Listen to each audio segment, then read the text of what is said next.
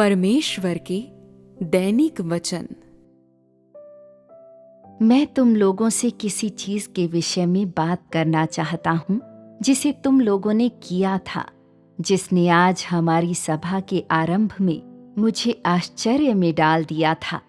कदाचित तुम लोगों में से कुछ उस वक्त कृतज्ञता के एहसास को आश्रय दे रहे थे या धन्यवादी महसूस कर रहे थे, और इस प्रकार जो कुछ तुम लोगों के मन में था तुम सब उसे शारीरिक रूप से व्यक्त करना चाहते थे। यह निंदा से परे है और न तो सही और न ही गलत है, परंतु वह क्या है जो मैं तुम लोगों को बताना चाहता हूँ। जो कुछ तुम लोगों ने किया था वह गलत नहीं है, और मैं किसी भी प्रकार से तुम लोगों की निंदा नहीं करना चाहता हूँ। मैं चाहता हूँ कि तुम लोग कुछ समझो। यह क्या है, पहले मैं तुम लोगों से उसके विषय में पूछना चाहूंगा जिसे तुम लोगों ने अभी अभी किया था। क्या यह आराधना करने के लिए दंडवत, साष्टांग प्रणाम करना था या घुटने टेकना था? क्या कोई मुझे बता सकता है? हम विश्वास करते हैं कि यह दंडवत करना था। हम इस प्रकार से दंडवत करते हैं। तुम लोग विश्वास करते हो कि यह दंडवत करना था, अतः फिर दंडवत का क्या अर्थ है? आराधना। अतः फिर आराधना करने के लिए घुटने टेकना क्या है? मैंने तुरंत ही तुम लोगों से इसका जिक्र नहीं किया। उसका कारण यह था क्योंकि संगति के लिए आज हमारा विषय बहुत ही महत्वपूर्ण है, और मैं तुम लोगों के मिजाज को प्रभावित नहीं करना चाहता था। क्या तुम लोग अपनी सामान्य सभाओं में दंडवत करते हो? नहीं। जब तुम लोग अपनी प्रार्थनाएं करते हो तब क्या तुम लोग दंडवत करते हो? हाँ। हर बार जब तुम लोग प्रार्थना करते हो तब क्या तुम लोग दंडवत करते हो जब परिस्थितियां अनुमति देती हैं? हाँ। यह बहुत ही अद्भुत है, परंतु वह क्या है जो मैं चाहता हूँ कि आज तुम लोग समझो। ऐसे दो प्रकार के लोग हैं जिनके घुटने टेकने के व्यवहार को परमेश्वर स्वीकार करता है। हमें बाइबल से या आध्यात्मिक चरित्रों के व्यवहार से परामर्श लेने की आवश्यकता नहीं है, और मैं अभी और यहीं पर तुम लोगों को कुछ सच्चाई बताना चाहता हूँ। पहला, दंडवत और आराधना करने के लिए घुटने टेकना एक ही चीज नहीं है। परमेश्वर उन लोगों के घुटने टेकने के व्यवहार को क्यों स्वीकार करता है जो स्वयं दंडवत करते हैं? यह इसलिए है क्योंकि परमेश्वर किसी व्यक्ति को अपने पास बुलाता है और ऐसे व्यक्ति को परमेश्वर के महान आदेश को स्वीकार करने के लिए कहता है। अतः वह परमेश्वर के लिए स्वयं दंडवत करता है। यह पहले प्रकार का व्यक्ति है। दूसरे प्रकार का व्यक्ति ऐसा व्यक्ति है जो आराधना करने के लिए घुटने टेकता है, जो परमेश्वर का भय मानता और बुराई से दूर रहता है। सिर्फ दो ही प्रकार के ऐसे लोग हैं। अतः तुम लोग किस प्रकार के लोगों से संबंधित हो?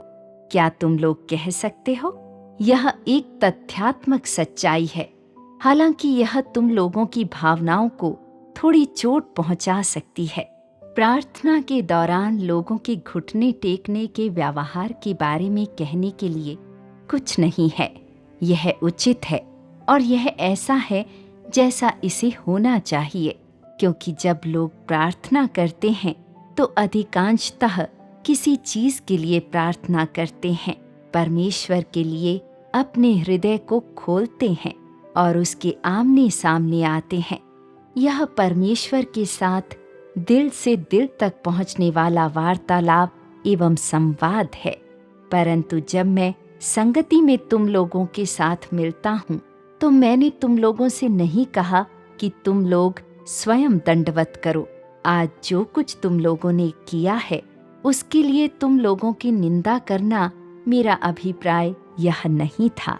तुम लोग जानते हो कि मैं बस इसे तुम लोगों के लिए स्पष्ट करना चाहता हूँ ताकि तुम लोग इस सिद्धांत को समझो। क्या तुम लोग नहीं समझते हो? हम जानते हैं। ताकि तुम लोग इसे लगातार न करते रहो। क्या तब लोगों के पास परमेश्वर के मुख के सामने दंडवत करने एवं घुटने टेकने का कोई अवसर होता है? हमेशा एक अवसर होगा। जल्दी या देर से ही सही, ऐसा दिन आएगा, परंतु वह समय अभी नहीं है। क्या तुम लोगों ने देखा? हाँ। क्या इसने तुम लोगों को उदास कर दिया है? नहीं। यह अच्छा है। हो सकता है कि ये वचन तुम लोगों को प्रेरित करेंगे या प्रेरणा देंगे, जिससे तुम लोग अपने हृदय में परमेश्वर एवं मनुष्य के बीच की वर्तमान दुर्दशा को और अब उनके बीच में किस प्रकार का संबंध अस्तित्व में है उसको जान सकते हो। हालांकि हमने हाल ही में काफी बातचीत एवं संवाद किया है, फिर भी परमेश्वर के विषय में मनुष्य की समझ अभी बिल्कुल पर्याप्त नहीं है। परमेश्वर को समझने का प्रयास करने के लिए मनुष्य को अभी भी इस मार्ग पर बहुत दूर तक जाना है। मेरा इरादा यह नहीं है कि तुम लोगों से इस कार्य को शीघ्रता से करवाऊं या इस प्रकार की आकांक्षाओं या भावनाओं को व्यक्त करने के लिए तुम लोगों से जल्दबाजी करवाऊं। आज जो कुछ तुम लोगों ने किया था वह शायद तुम लोगों की सच्ची भावनाओं को प्रकट एवं व्यक्त करता है और मैंने इसका एहसास किया है। अतः जब तुम लोग इसे कर रहे थे तब मैं बस खड़ा होना और तुम लोगों को अपनी शुभकामनाएं देना चाहता था, क्योंकि मैं तुम लोगों के भले की कामना करता हूँ। अतः मेरे हर वचन और हर कार्य में मैं तुम लोगों की सहायता करने के लिए एवं तुम लोगों का मार्गदर्शन करने के लिए अपना भरसक प्रयास करता हूँ, ताकि तुम लोगों के पास सभी चीजों की सही समझ एवं सही दृष्टिकोण हो सके। तुम इसे समझ सकते हो, सही है? हाँ। यह बहुत अच्छा है। हालांकि मनुष्य के पास परमेश्वर के विभिन्न स्वभाव अर्थात जो उसके पास है एवं जो वह है और वह कार्य जो परमेश्वर करता है, उनके पहलुओं की कुछ समझ है, फिर भी इस समझ का अधिकांश भाग किसी पृष्ठ के शब्दों को पढ़ने या सिद्धांत में उन्हें समझने या सिर्फ उनके बारे में सोचने की अपेक्षा ज्यादा दूर नहीं जाता है।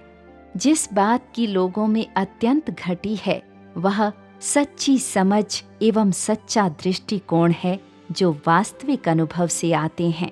यद्यपि परमेश्वर मनुष्य के हृदय को जागृत करने के लिए विभिन्न तरीकों का उपयोग करता है, फिर भी एक लंबा मार्ग है जिस पर चलना है, इससे पहले कि मनुष्य के दिलों को अंततः जागृत किया जाए।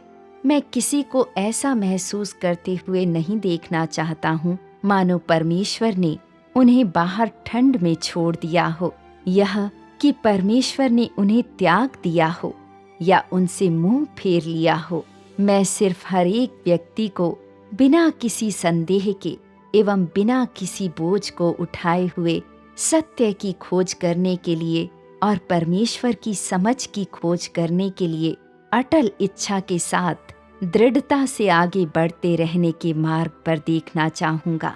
इससे कोई फर्क नहीं पड़ता है कि तुमने क्या गलतियाँ की हैं, इससे कोई फर्क नहीं पड़ता है कि तुम कितनी दूर तक भटक गए हो या तुमने कितने अधिक अपराध किए हैं।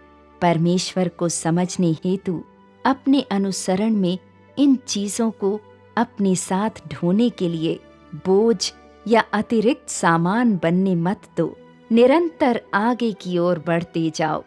इससे कोई फर्क नहीं पड़ता है कि यह कब घटित होता है। परमेश्वर का हृदय जो मनुष्य का उद्धार है वह कभी नहीं बदलता है। यह परमेश्वर के सार का सबसे अधिक मूल्यवान हिस्सा है।